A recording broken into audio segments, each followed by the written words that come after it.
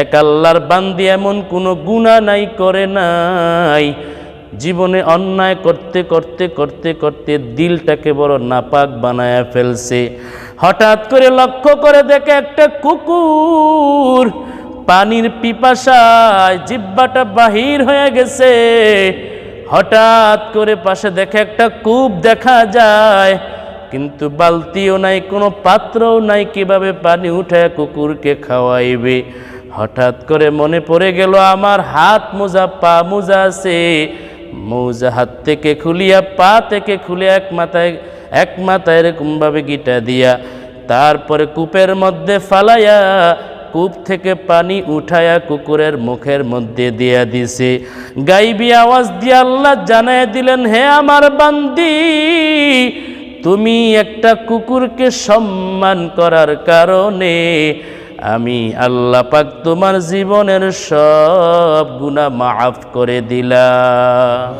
আল্লাহ বলে, হে গোলাম, আমি আল্লাহ তাআলা তোমাকে জন্মের পর থেকে পর্যন্ত কত কোটি কোটি টাকার অক্সিজেন দিলাম, এরপরও আমি আল্লাহর পরিচয় নিয়ে তুমি কবরে যদি না যাও, বান্দা তোমার কবরটা জাহান্নামের একটা গর্ত হয়ে যাবে।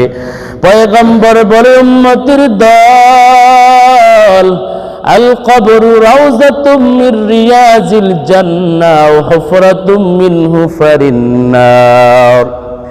বান্দা যদি গুনাহ নিয়ে কবরে যাও, কবরটা তোমার জাহান্নামের একটা গর্ত হয়ে যাবে।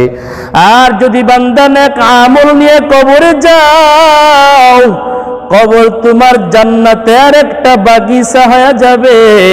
হে বান্দা, আল্লাহ পাক রব্বুল আলামিন জানায়, গোলাম, কবরের মধ্যে তোমার জান্নাতি খানা চলে আসবে, জান্নাতের মেহমানদারি শুরু হয়ে যাবে, জান্নাতের বিছানাটা তোমার কবরের মধ্যে বিছায়া দেওয়া হবে। দুই পাশের মাটির চাপ থেকে যদি বাঁচতে চাও, ঈমান আমলকে মজবুত করে কবরে যাও, তাবলীগ ওয়ালাদের সাথে সময় লাগাও, দিনের পথে সময় লাগাও। কিছু কিছু সময় দিয়ে তুমি বান্দা যদি চলো, কাল হাসরের ময়দানে যদি আমার আল্লাহ জিজ্ঞেস করে, গোলাম কি নিয়ে কবরে আসছো, আমরা যদি বলি আল্লাহ কিছুই নিয়ে আসতে পারি নাই, প্রতিদিন জুমার দিন চেষ্টা করেছি কিছু দিনই কথা শোনার জন্য, মজলিসে বসেছি, দিনের মজলিস বসেছি, আল্লাহ আমাকে মাফ করে দাও। আল্লাহ বলে, আমি আল্লাহ পাক হতে পারি এই উসিলায় তোমাকে ক্ষমা করে দিব।